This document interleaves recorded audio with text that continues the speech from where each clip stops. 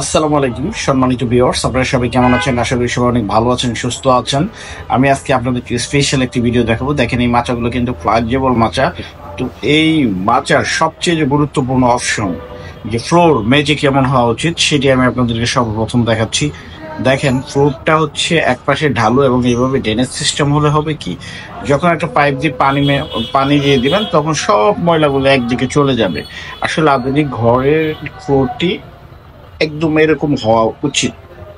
আর ঘরের মাচা এবং ঘর কেমন হওয়া উচিত, এই বিষয় নিয়ে এখন আমি আপনাদের সঙ্গে কথা বলবো, এবং এই মাচাগুলো কোথায় পাবেন এবং কিভাবে সংগ্রহ করবেন এই বিষয় নিয়েও বিস্তারিত তথ্য জানাবো। তারপরে যে মাচাটি সেট আপ করা রয়েছে, এটার নিচে কিন্তু অ্যাঙ্গেল দেওয়া আছে, এবং এই অ্যাঙ্গেলটি কি মাপে আপনারা সেট আপ করবেন এবং কোথায় পাবেন, এবং এই ম্যাটের দুই পাশে কিন্তু লক আছে, দুই পাশে লক নেই, এই লকগুলো কেমনে লাগাবেন, আসলে এই বিষয় নিয়ে মাচা এবং ছাগলের ঘর নিয়ে বিস্তারিত একটি প্যাকেজ ভিডিও আজকে আপনাদের সামনে আমি তুলে ধরবো। আশা করি ভিডিওটা একটু বড় হলেও আপনারা আবার সঙ্গেই থাকবেন। দেখেন, আমি আপনাদেরকে যে ঘরটি দেখাচ্ছি, এটি একটি ছাগলের আধুনিক ঘর। এরকম ঘরে আসলে খরচ তুলনামূলক অবশ্যই একটু বেশি পড়বে, কিন্তু এটা কিন্তু ছাগল ভেড়া পালার জন্য নির্ভেজাল এবং কম লেবারে এ ধরনের ঘরে আপনারা ছাগল ভেড়া পুষতে পারবেন।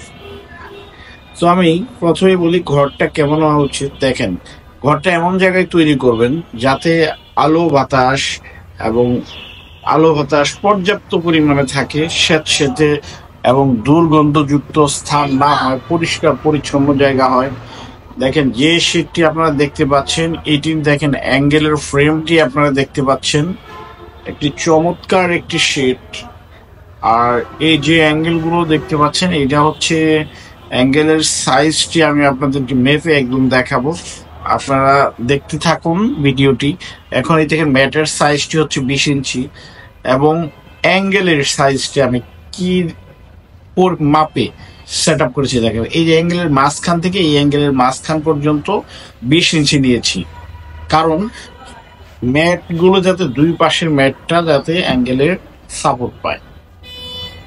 আর লম্বি হচ্ছে একদম এক পাশের অ্যাঙ্গেল থেকে আরেক পাশের অ্যাঙ্গেল পর্যন্ত 40 ইঞ্চি। আর এই 40 ইঞ্চির মাঝখানে একটা 1 ইঞ্চি অ্যাঙ্গেল দেওয়া আছে, যাতে এই ম্যাটটা যে পাশে 40 ওই পাশে মাঝখানে একটা সাপোর্ট থাকার কারণে এই ম্যাটটা দীর্ঘমেয়াদে আপনারা ব্যবহার করতে পারবেন।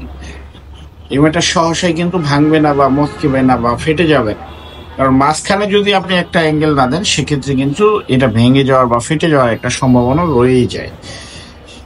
তো আমি আপনাদেরকে এখন হচ্ছে দেখেন, এই লম্বি কিন্তু এটা লক লেগে যাবে, আর পাশাপাশি যে বিষয়টা, এটা কিন্তু লক লাগবে না। এটা কিভাবে লাগাবেন আমি দেখাবো। তার আগে আমি দেখাই অ্যাঙ্গেলগুলো, যে অ্যাঙ্গেলগুলো দেখতে পাচ্ছেন আপনারা, এই অ্যাঙ্গেলগুলো কিন্তু উল্টা করে দেওয়া রয়েছে, কারণ সোজা করে দিলে ছাগল ভেড়ার যে প্রস্রাবটা এটা আসলে জমে অ্যাঙ্গেলগুলো দ্রুত মরিচে আসে। দেখেন, অ্যাঙ্গেলের সাইজটা হচ্ছে 1.5 ইঞ্চির সাইজ অ্যাঙ্গেলটা, যেটা 20 ইঞ্চি পরপর দেওয়া রয়েছে, আর যেটা 40 ইঞ্চি পরপর এটা 1.5 ইঞ্চি দিতে পারেন, অথবা 1 ইঞ্চি অ্যাঙ্গেলও আপনারা ব্যবহার করতে পারেন। তো 1.5 ইঞ্চি দেওয়াই সবচেয়ে বেস্ট মনে করি। আর মাঝখানে যেটা দিবেন ম্যাটের, অর্থাৎ 40 ইঞ্চি যে পাশে, এটার মাঝখানে আপনি 1 ইঞ্চি বা একটা পাতলা ফ্ল্যাট বার অথবা একটা রড ব্যবহার করলেও হয়ে যাবে। যেটা বলতেছিলাম, দেখেন, শুধু চারোপাশে অ্যাঙ্গেলটা কিন্তু সোজা দেওয়া আছে, আপনি চাইলে এটা উল্টা করে দিতে পারেন।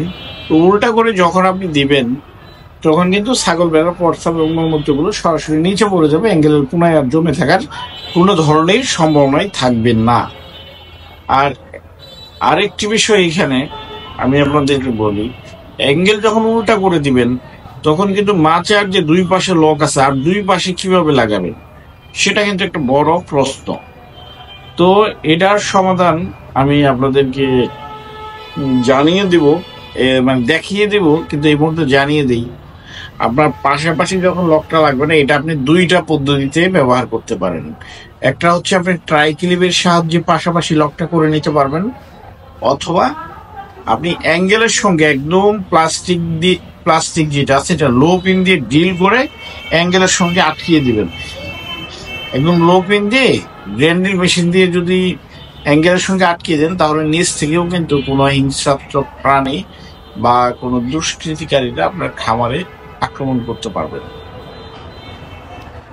আর এই শেডটাতে কিন্তু আরেকটি বিষয় আমি আপনাদেরকে দেখাবো, আলাদা একটি কোয়ারেন্টাইন শেড। এই দেখেন, এই যে লো পেন দিয়ে এইভাবে একদম বোল্ড করে আটকে দেওয়া হচ্ছে।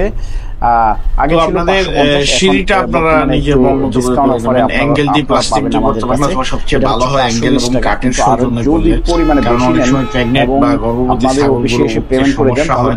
আর এই প্লাস্টিকগুলোতে অনেক সময় পিছলাকে পুরো যেতে পারে। এই কারণে সিঁড়িটা কাঠ দিয়ে করবেন অথবা সিমেন্ট দিয়ে যদি করেন আরো ভালো হয়। কুরিয়ারের কাছে বাকি টাকা দিয়ে তো এখন এই মাচাগুলো আপনারা কিন্তু অ্যাঙ্গেল সব জায়গায় अवेलेबल পাবেন, কিন্তু প্লাস্টিক গুলো কিন্তু अवेलेबल সব জায়গায় পাওয়া যায় না। ভালো মানের স্ক্রু সিস্টেম একটি নাট আছে, আপনি ভালো মানের প্লাস্টিক গুলো আমার কাছে পাবেন ইনশাআল্লাহ। একদম অ্যাঙ্গেলের সঙ্গে আপনারা সরাসরি সাভারে আসলেও সংগ্রহ করতে পারবেন, অথবা কুরিয়ার ট্রান্সপোর্টের মাধ্যমে বাংলাদেশের যে কোনো প্রান্ত থেকে আমাদের কাছ থেকে সংগ্রহ করতে পারবেন। সুযোগ বা সম্ভাবনা নাই। যারা সরাসরি আসবেন, আমাদের দোকানটা হচ্ছে সাভার বাজার সরাসরি যদি চলে আসেন তাহলে আমাদের প্লাস্টিকের মাচাগুলো আমাদের কাছে পাবেন। আমাদের এখানে হচ্ছে সাভার বাজার বাস স্ট্যান্ড, সংগ্রহ করতে পারবেন। Ifti and Rifa traders.